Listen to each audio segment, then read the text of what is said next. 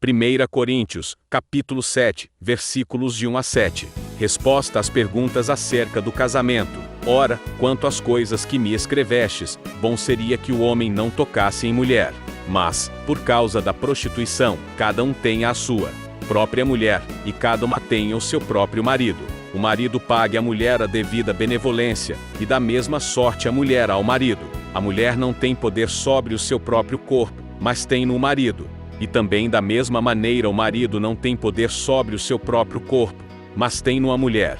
Não vos priveis um ao outro, senão por consentimento mútuo por algum tempo, para vos aplicardes ao jejum e à oração, e depois ajuntai-vos outra vez, para que Satanás não vos tente pela vossa incontinência. Digo, porém, isto como que por permissão, e não por mandamento. Porque quereria que todos os homens fossem como eu mesmo, mas cada um tem de Deus o seu próprio dom, um de uma maneira e outro de outra. No capítulo 7, do versículo 1, os coríntios escreveram para Paulo fazendo várias perguntas relativas à vida dos cristãos e aos problemas na igreja. A primeira pergunta tinha a finalidade de questionar se era conveniente casar-se. Paulo responde a essa e outras perguntas ao longo desta carta. Os cristãos em Corinto estavam cercados pela tentação sexual, até em meio aos pagãos. A cidade tinha uma reputação de imoralidade sexual e prostituição religiosa. Foi para esse tipo de sociedade que Paulo proferiu essas instruções referentes ao sexo e ao casamento. Os coríntios precisavam de instruções específicas, especiais, por causa dos padrões imorais de sua cultura. Para mais informações a respeito dos ensinamentos de Paulo sobre o casamento, veja Efésios capítulo 5.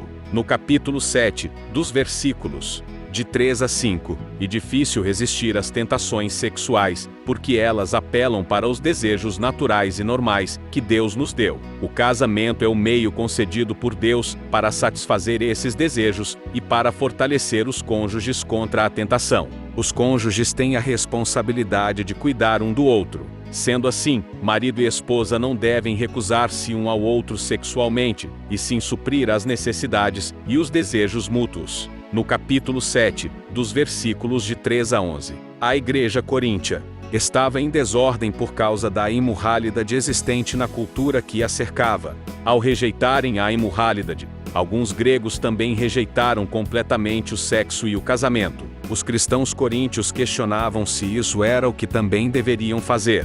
Assim, fizeram a Paulo várias perguntas do tipo: sendo o sexo pervertido, não deveríamos nos abster dele também no casamento? Se o meu cônjuge for incrédulo, devo procurar o divórcio? As pessoas solteiras e viúvas devem permanecer sós? Paulo respondeu a muitas dessas questões dizendo, em outras palavras, por agora, permaneçam assim. Fiquem satisfeitos com a situação em que Deus os colocou. Se você for casado, não procure se tornar solteiro. Se você for solteiro, não procure se casar. Viva de acordo com a vontade de Deus, um dia de cada vez, e Ele lhe mostrará o que fazer. No capítulo 7, do versículo 4, espiritualmente, nosso corpo passa a pertencer a Deus quando nos tornarmos cristãos, porque Jesus Cristo nos comprou. Ele pagou o preço para nos libertar do pecado, em 1 Coríntios capítulo 6, versículos 19 e 20. Ou não sabeis que o vosso corpo é o templo do Espírito Santo, que habita em vós, proveniente de Deus, e que não sois de vós mesmos? Porque fostes comprados por bom preço.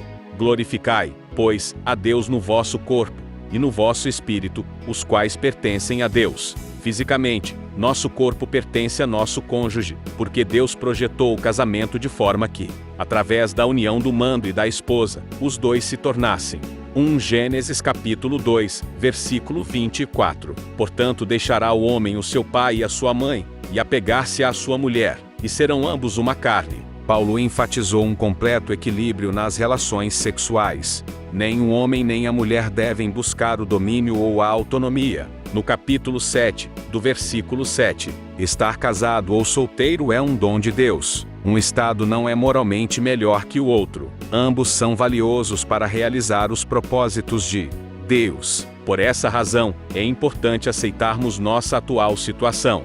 Quando Paulo disse desejar que todas as pessoas fossem como ele, solteiro, expressava seu desejo de que mais pessoas se dedicassem completamente ao ministério sem preocupações com um cônjuge e uma família, assim como ele. Ele não estava criticando o casamento. Afinal, esse foi o modo criado por Deus para oferecer companhia ao homem e povoar a terra.